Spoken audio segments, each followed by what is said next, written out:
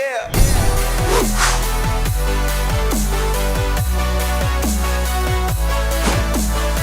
Welcome back to the Gridiron Expert. Auburn shocked the college football world when they decided to fire head coach Gus Malzahn back in December. And you know, guys, for me, this whole Auburn and Gus Malzahn relationship, to me, it was a matter of when Malzahn would get fired, not if. I think a lot of people down on the plains were getting a little fed up with the mediocrity that Gus Malzahn was bringing to the table. But I did not think, I don't think many others thought, that Malzahn would get fired at the end of 2020. Yes, a disappointing year, but of course a 2020 where we played through an entire pandemic and many other obstacles as well. So today, guys, we're going to break down for you why the Gus Malzahn firing was such a surprise and why Auburn, I think, made a mistake in doing so. And then we're going to take a look at his replacement in Bryan Harsin, coming over from Boise State. What he brings to the table down in the plains. Can he succeed in the SEC? And we will grade this hire, giving Bryan Harsin a grade going into 2021. So, when you look at this whole scenario, guys, what's going on with Gus Malzahn here, I think Auburn shot themselves in the foot. I thought Auburn made a horrible mistake, not just with this firing at this moment in time, but the decisions they made just a few years ago. Let me break that down for you. Auburn hired Gus Malzahn back in 2013 and immediately looked like a god. Year one on the plains, goes out there, beats Nick Saban with the infamous kick six, goes 12-2, wins the SEC, makes the national championship, loses in the final seconds to Florida State. That was his first year at Auburn. Looked like Auburn hit the jackpot. Home run hire. After that, though, guys, after that national championship appearance, that magical season that was 2013, Gus Malzahn only had one double-digit win season over the course of his career at Auburn.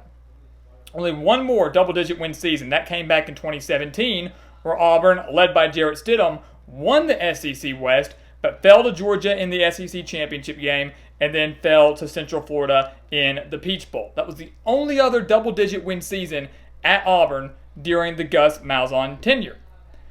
The weird thing about all of that, though, guys, was after the 2017 season, after that loss to UCF, after that SEC championship appearance, which they lost, Auburn signed Gus Malzahn to a 7-year, $49 million contract with a buyout that would not dip below 8 figures, until 2023.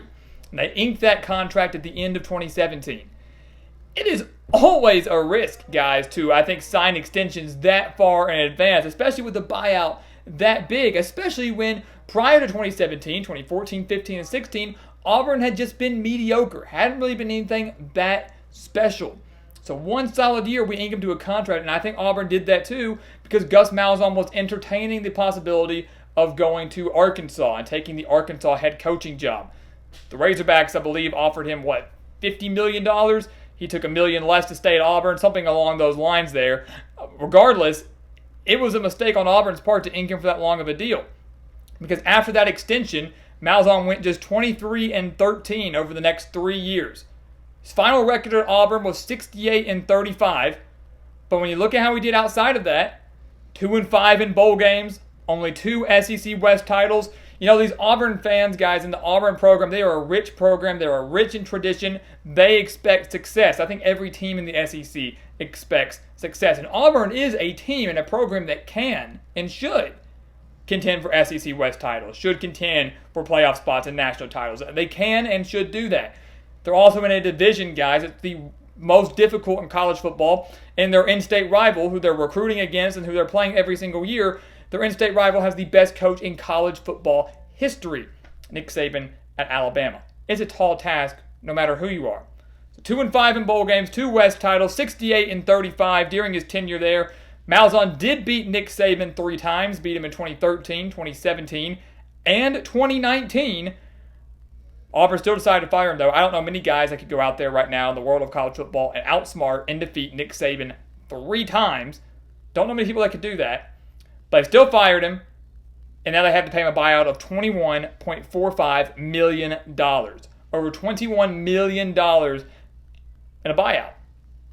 It's terrible mistake. Auburn should never have signed that extension there because, again, he was kind of on the hot seat after some mediocre years in 14, 15, 16. 17 got him off it. We're going to ink you this long contract, even though deep down I think Auburn knew we really weren't all that happy with you to begin with. So that's why I say it was a matter of when Auburn was going to fire Malzahn, not if. And they decided to pull the trigger after a disappointing 2020 season. So Malzahn is gone. We don't know where he's going to go.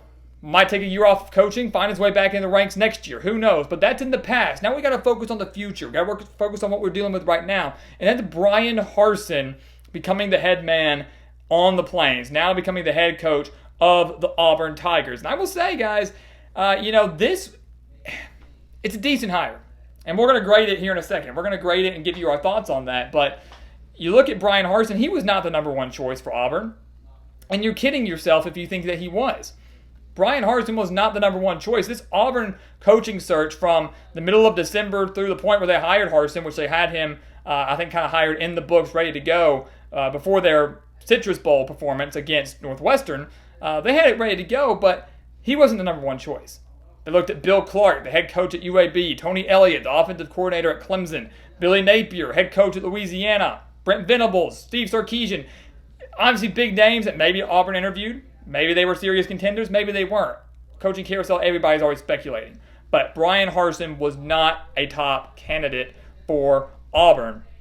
They settled.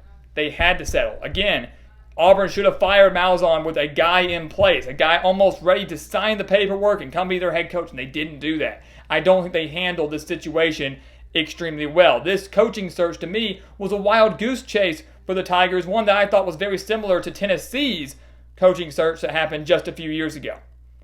So Bryan Harsin comes in, though. What's his background, and can he succeed in the SEC? Well, Harsin to me is in a way similar to Malzahn. He kind of reminds me, his personality, relatively similar to Malzahn. His style, almost similar to Malzahn, because Bryan Harsin's a brilliant offensive mind. Harsin went 69-19 during his time at Boise State, head coach at Boise State from 2014 to 2020. Won 3 Mountain West Conference titles, 5 seasons with at least 10 wins, went to the Fiesta Bowl and won it in his first year with the Broncos back in 2014. Solid offensive mind, reigned supreme in the Mountain West, something that Boise State expected him to do, and he did just that. He lived up to the expectations with the Broncos, and hopefully he can do the same with the Tigers. We mentioned so much about being a solid offensive mind, guys, and you wonder, can Bryan Harsin be the guy to utilize Bo Nix in the right way, assuming he even keeps Bo Nix as a starting quarterback, because he's been, I would say, just average, probably below average in the last 2 years under Gus Malzahn, and I think kind of regressed a little bit in year 2 when many thought that he would really improve from his freshman campaign. So can he be the guy to really improve this offense, take off with Bo Nix, take off with a very talented young running back in Tank Bigsby? I think those are the storylines you're going to want to watch out for going into 2021, is how Harsin utilizes the offense, how the offensive scheme fits into the SEC, and utilizes the talent that Auburn has right now. Remember, they do lose a handful of key players, especially at the wide receiver position, going into 2021. You look at something else, though. We talked about this with the Steve Sarkisian hire at Texas.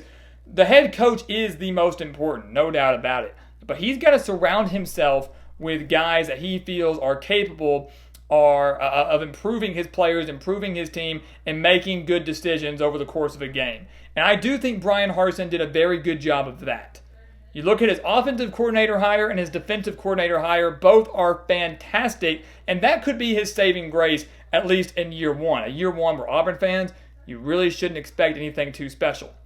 His offensive coordinator is Mike Bobo. Now, that name should sound familiar because he has plenty of SEC experience. Brilliant hire by Bryan Harsin because Harsin doesn't. Harsin does not have SEC experience. Bobo does. He was the offensive coordinator at Georgia from 2007 to 2014, so he knows the lay of the land. He knows the Southeast. Auburn and Georgia, big rivals, might have some ties there when it comes to recruiting. He was the head coach at Colorado State from 2015 to 2019, and then most recently served as offensive coordinator at South Carolina. South Carolina was where he's the offensive coordinator. He's a great offensive mind. He just needs the talent to work with. He didn't really have much of that outside of Kevin Harris at South Carolina this last year. His defensive coordinator, now I was wondering where he was going to go, his defensive coordinator is Derek Mason. And I think that's a very underrated hire, guys, one that's not getting talked about enough. Derek Mason, the head coach of Vanderbilt from 2014 to 2020, was hired at the same time as Bryan Harsin, lasted the same amount of time as Bryan Harsin. They just left on different circumstances. Mason was fired. Harsin chose to come here. But Derek Mason, he's one of those guys that maybe he's not cut out to be a head coach. Everybody's not cut out to be a head coach.